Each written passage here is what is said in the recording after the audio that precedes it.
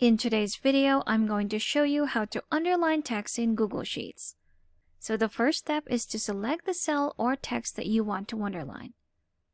Go to your keyboard and press the keys Ctrl and U, or if you're a Mac user, that's Command and U. Go ahead and do that. And you've underlined the text inside the cell that you've selected. Let's try that again. Select the text that you want to underline. Go to Format. Click on Text, and you see here Underline with the same keys that we've just pressed on the keyboard. Click on Underline, and there you have it. Let's say you want to underline a specific text in your cell. You can just go ahead and click on that. Select the text that you want to underline. Again, press the keys Ctrl U or Command U. There you have it, and that's how to underline text in Google Sheets. Thanks for watching. If you found this video helpful, don't forget to leave a like and subscribe to the channel for more helpful videos.